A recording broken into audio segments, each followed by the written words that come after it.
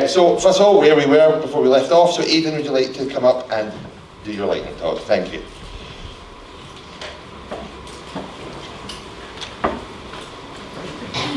Good afternoon. Aidan Maguire is my name from Biblioteca. Nice to be back in Dundee. Nice to see some familiar faces and meet some new people as well. So if you don't know about Biblioteca, we do technology for libraries. We're a dedicated library company. Our core products would be self-service that you probably mostly know us for. But the other thing that we do that's quite prominent at the minute is open library systems. So there's two of these in Scotland. Pretty well established one in Clarkston, East Renfrewshire, and we've got one that's almost complete up the road in the Dice Library in Aberdeen. So hoping to get that up and running and live, hopefully sometime during the summer. This is something that extends your library's hours. So we'll say 8 to 10 in the morning before the staff come in. The system controls the library. 5 to 10 in the evening, this system controls your library, extends your hours after staffed hours. So we have 300 of these between Ireland and the UK. Moving on from that, we also do counting and capacity systems. So what they do is they're accurate people counting systems. So we've seen a trend away from RFID gates in libraries because we'll say a lot of places are not doing fines and fees anymore, but the most important thing is stats. How many people are using our services? So we like to think that this accurate form of people counting is your friend when it comes to the next round of funding. Why do you want more money? Why do you need more? Why do you need more money? More people are using our services. What have you got to support that? So this will break it down into your daily, monthly, hourly stats and so on. Then something that can extend, we'll say, the use of your self-service machines. We have a piece of software. It's a digital imaging platform that will take over the screens of your self-service machines when they're idle to push out messaging. But not only that, we can take over any screen in your library and push out that messaging from a central point. So it allows you to control not just what's in your local library, but all throughout the branch network. So this summer we have a new kiosk coming out. So this is called the Self-Check 3000. So some of you are familiar with our kiosks with a portrait screen like the picture you see here, but also we have the one that's on my exhibition desk in there is a landscape screen. So this new one, fully customizable, so you can take it in the portrait format, or you can take it in the landscape format. You can have it as a desktop model, a freestanding model, and again, you decide whether you want the portrait or the landscape. You can have return options integrated underneath, as you can see in the pictures there. So cash, coin and note. So whatever way you need to configure it for your library, this is customizable for that. Then just a little bit of local publicity again. We've recently done a customer story on the new Paisley Library. So we're delighted to be resident there with our self-service and our RFID gates. Absolutely beautiful new space. If you haven't seen it, if you hop onto our Facebook page, you'll see our story. I know there's been some other case studies from other providers as well. And while I'm here, if we can just give our new Biblioteca UK Facebook page a plug there. So facebook.com/Biblioteca UK.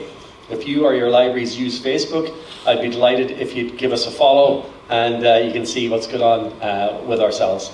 So look, great to be back in Dundee, great to see you all, and see you all soon. Thank you. Thank you very much, Aidan. So, yes, now we're going to move on to our next keynote, which I'm really excited about. We have Sue Williamson MBE. Sue is the current CILIP President and has worked in public libraries in a variety of roles for 25 years. Finishing her operational career as Head of Library Services for St Helens Borough Council. She then took on the strategic role of Director, Libraries for Arts Council England, and in that role chaired the English Public Libraries, a strategic working group. supporting the growth of strategic sectoral partnership and work on major projects such as accreditation, work on the single digital presence and the CILIP-led projects on working internationally and green libraries. For our services to public libraries, Sue was awarded the MBE in the Queen's Jubilee Honours and believes passionately in the role that public libraries can play in driving key agendas, as well as being a passionate reader. Sue, welcome along. Thank you.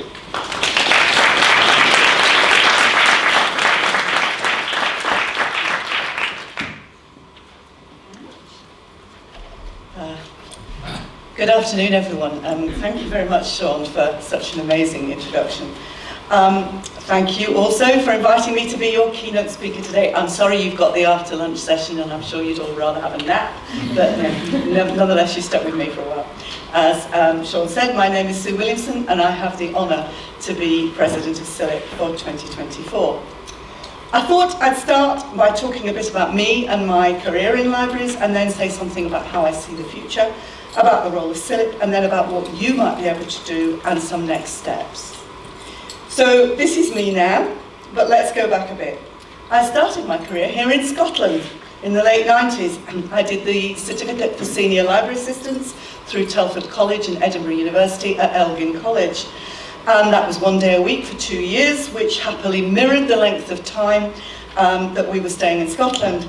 And I also worked as a relief library assistant for Murray Libraries, and I know that there's at least one person here from Murray Libraries today, so hi. On returning to England, that experience and qualification helped me get a job with Cambridgeshire Libraries as a part-time senior library assistant. However, there was nothing to help me develop my career unless I went back to university and did a first degree in librarianship, and I wasn't prepared to do that until CILIP introduced the ACLIP qualification in 2005, which recognised experience.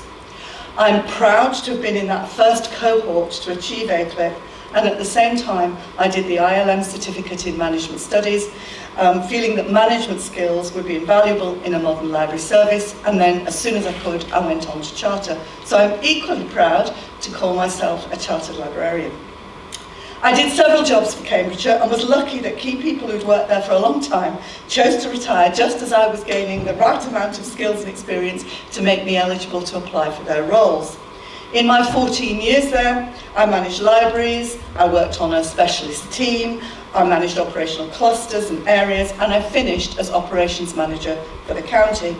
And then, as Sean said, I went to St Helens in Merseyside as head of library services. And there, I was responsible not only for the library service, but also for adult and community learning and the archive, and perhaps most importantly for me, for arts and culture. That job opened so many doors and led to my final role as Director Libraries for Arts Council England, which was frankly the best job in the world. So why libraries? Well, I've been a passionate reader all my life. As a small child, I went every week with my dad to Burnley Library after tea on a Wednesday. As an adult, when I moved somewhere new, joining the library was third on my list after sorting out the doctors and the dentists. I've recently moved again, hopefully for the last time, and having a library and bookshop in our small town was a clincher for me.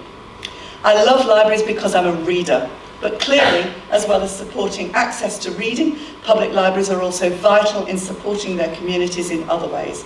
I've worked in and for public libraries for nearly 25 years, and my passion for them has diminished not one jot. They are, for me, my places of comfort and safety, and the people who work in them are a vital part of that feeling. Oh, I missed that one out. Right. When we think of a public library, what do we think of? Well, again, let's start with a bit of history. Last year, CILIP celebrated 125 years of chartered status. And why was CILIP chartered? Because 125 years ago, the then movers and shakers were scared of the impact of technology if not regulated and controlled securely. Sound familiar?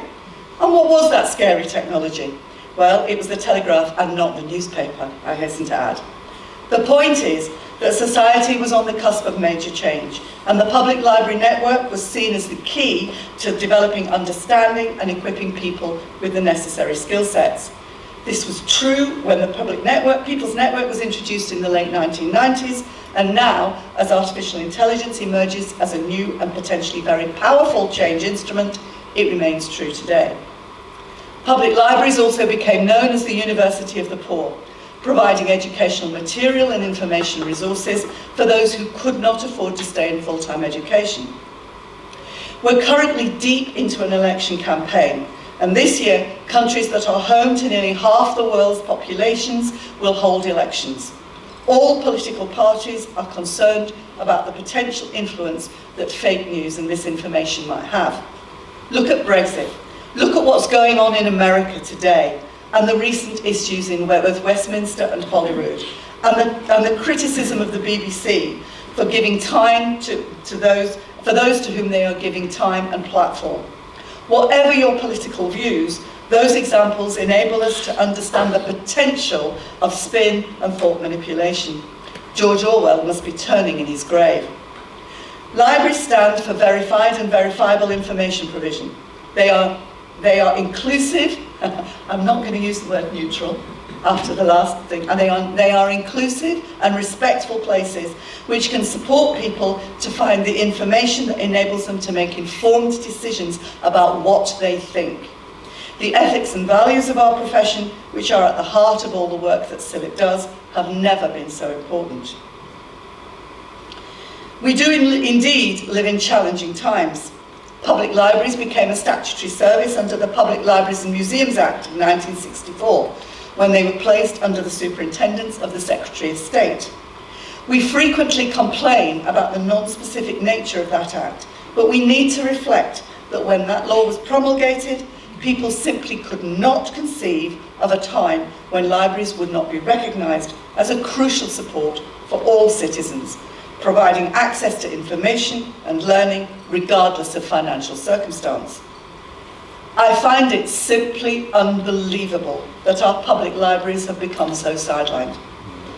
When I started to work in them, I was taught that libraries stood for ERIC, not Morecambe, nor IDLE, but the acronym Education, Recreation, Information and Culture. The ways in which we access those things has fundamentally changed. Within living memory, the primary information and recreation source was the written word. Over the last quarter of a century, reading, education and information provision have become inextricably linked to digital technology through television, the internet and social media, and libraries have had to respond to those societal changes. But when I hear libraries are not just about books, I scream inside. It's like chalk on a blackboard. What marketing campaign ever thrives when headlined with a negative? And in any case, public libraries are about the most fantastic collections of books, encouraging people to try new authors, new genre, to discover more about our world and the way we live in it through reading. And we need to shout that from the rooftops. For reading is a vital, if not the vital skill. Without it, we can't function to our full potential. And if you read for pleasure, and it really doesn't matter what you read, comics, manga, newspapers, magazines, literary tomes, pulp fiction, non-fiction, audiobooks, e-books, all reading is good. Reading for purpose becomes effortless. As well as being a skill, it promotes empathy, highlighted last night by our after-dinner speaker and by no less a person than Barack Obama as being crucial to our humanity. And there are numerous studies that attest to the impact that reading has on the human psyche, on our mental health and well-being, and the deepening of our understanding. And just think about it, ladies and gentlemen. In terms of advocacy, at the point of contact, public libraries cost you nothing. And in the UK, there are over 3,000 of them, with 66% of them on or near a high street. So, we have reading as a vital skill, and access to technology as a crucial component in living our 21st century lives. Why then would we jeopardize free access to both at a time when people are struggling to feed their families, heat their homes and pay the mortgage or the rent? How have we allowed the mantra that libraries are nice to have but not essential to gain traction? So how can we argue for our public libraries, and how is CILIP fighting back? As this slide indicates, CILIP is the only fully independent voice for library workers in the UK. The new Public Libraries at Risk Monitor enables us to ensure that councillors in areas where provision is threatened are fully aware of the statutory nature of the public library service, and you'd be surprised how many are not. We also support library leaders who as council officers are unable to be as vocal in support of their service as they would like to be in getting this message across and in formulating their strategies. We've also engaged an organisation specialising in political advocacy to develop our skills on that front, and we'll be sharing that work in the near future. I think that there are two key issues on the horizon, and public libraries are uniquely placed to address them. Firstly, digital access and understanding. Digital capability is changing so rapidly, as we heard from Mia this morning, that it is difficult for many to keep up. CILIP's recent report, Come Rain or Shine, which I'm going to talk about a bit later, recommends that now is the time for a people's network too, and that public libraries would be just as ideally placed to deliver that as they were in the 90s.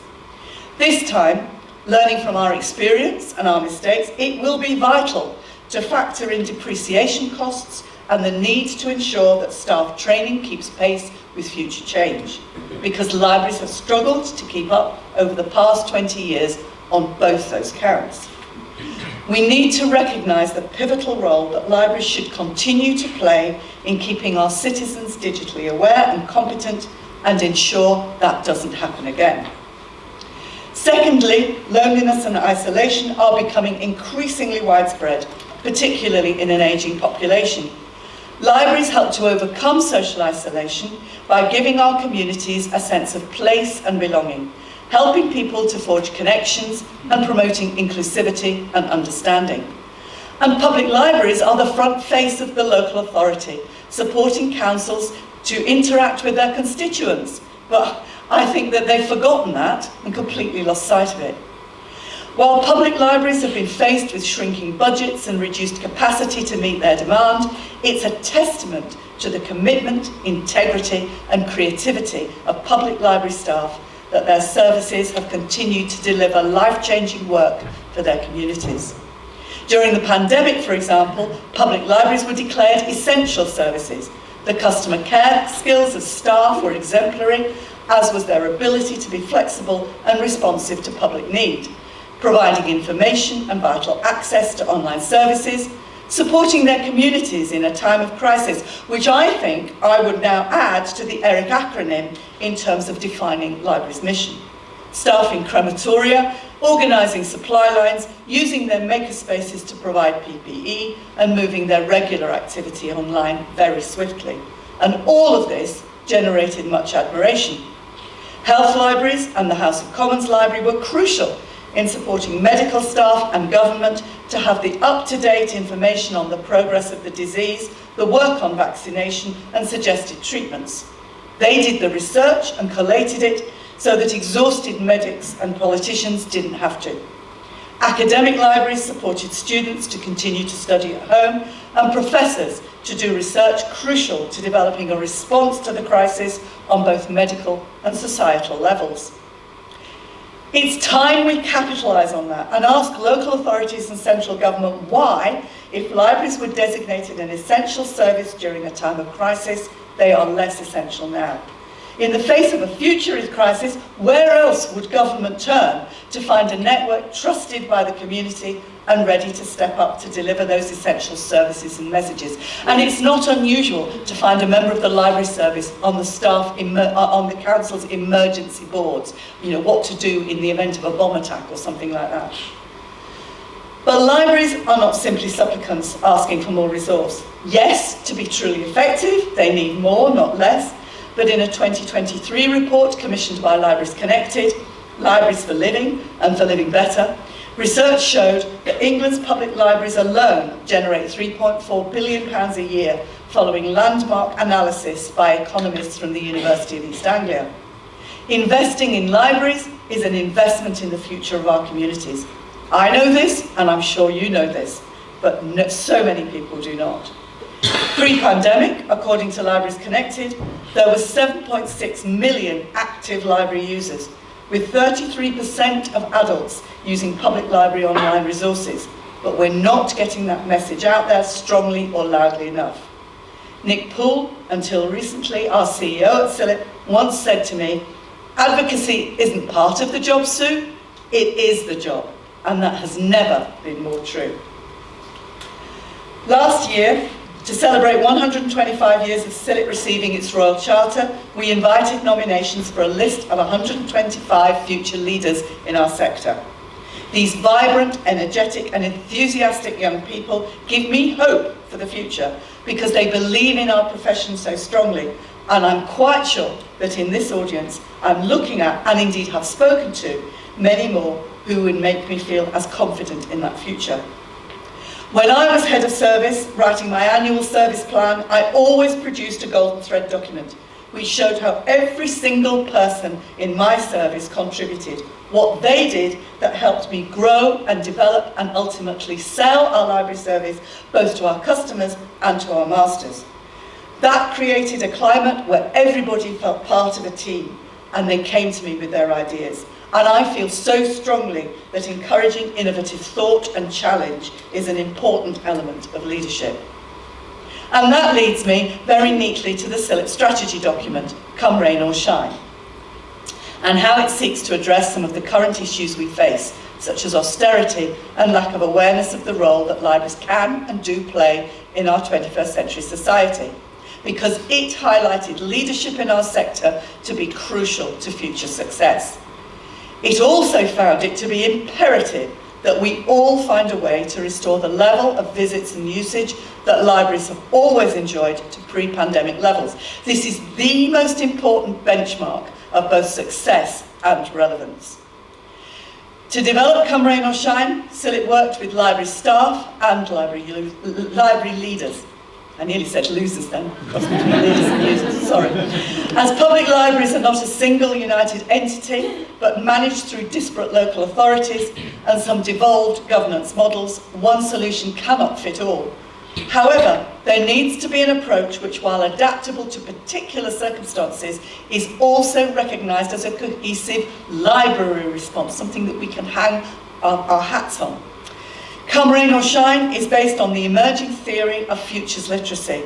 It encourages library managers to think about the dangers, but also the potential inherent in a rapidly changing and unpredictable society. And although it's aimed at public libraries, it's translatable across all sectors because it's absolutely pointing to the individual circumstances of anyone's service.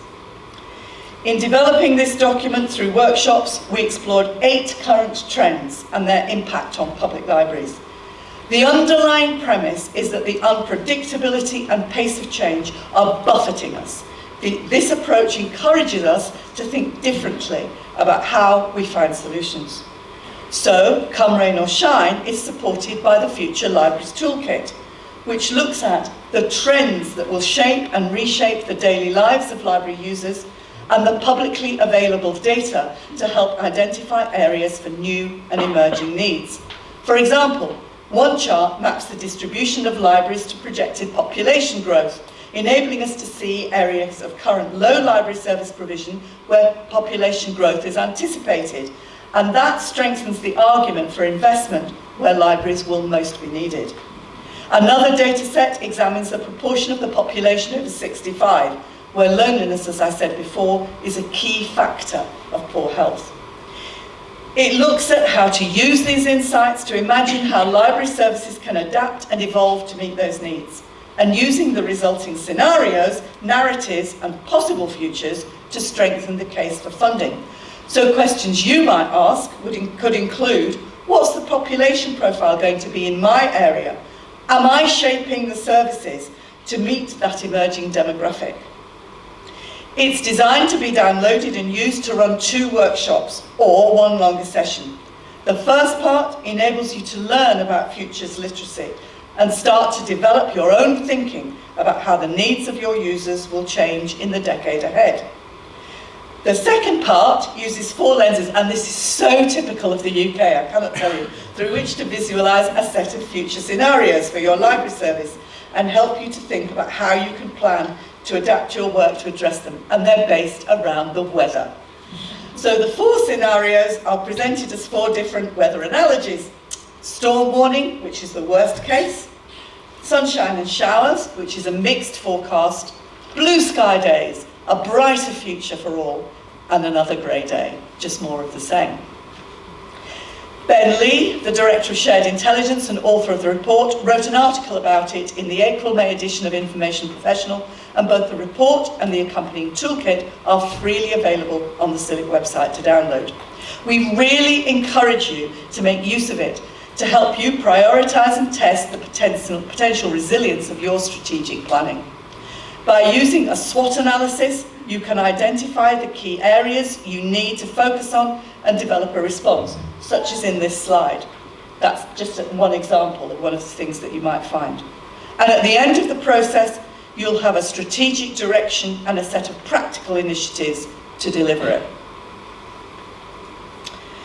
CILIP has also created many practical resources to help you in your daily work, while supporting you to keep developing your professional skills. CILIP doesn't work alone, but in partnership with other sector bodies, heads of service, library workers and library supporters, to deliver a joined-up approach to supporting and developing the sector. Current partnerships between staff in the Health Education Centre, the academic sector and public libraries have illustrated how well this can work.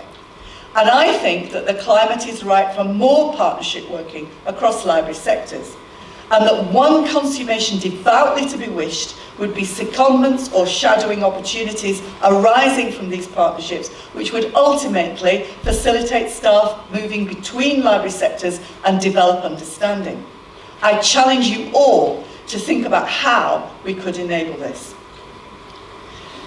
The Welcome to Libraries induction pack welcomes new staff to the profession, giving them a sense of what that profession stands for and outlining the options available to them to build a career. Because CILIP has now developed a clear career progression plan from the day you start in a public library through an apprenticeship programme to ACLIP, to chartership and thence to fellowship. And we'll shortly be introducing a level 7 apprenticeship for library leaders. We've also provided bespoke training programmes for public library authorities as detailed here. They can be followed by staff at their own pace and as it suits their employers. And all of this means that I and people like me can sell librarianship as a career to young people and tell them that there is a way that they can reach the top through learning in the role and developing their understanding and their practice. It also supports those already working in the profession to have their experience recognised through formal recognition and to pursue a programme of continual professional development. CILIP is there for all members of our profession, from the library assistant through to heads of library services, to the head of an academic library or a health library or a specialist library, such as the House of Commons Library, which could be very influential in the next couple of weeks. CILIP has also really developed its role in thought leadership over the past decade, and some of you were in the last session with Yvonne about managing safe and inclusive public library services. I'm not going to go into this in great detail, but for those of you who weren't there, this is just a quick overview. Published last year, it's a free practical guide to managing issues around censorship, freedom of expression and freedom of access to information in public libraries, and indeed in all libraries that interact with the public, through looking at 4 key areas: the stock that you hold, activities and events, access to spaces and facilities, and supported internet access. This is so important at a time when libraries across the world are finding their ability to operate independently and without censorship under increasing threat, as we've heard so frequently over the course of these 2 days. CILIP is also proud to lead the Green Libraries campaign, a cross-sector initiative to showcase how libraries promote public engagement and positive action on climate change and sustainability. And there are a wealth of resources on CILIP's website to help you develop a green approach to your service provision.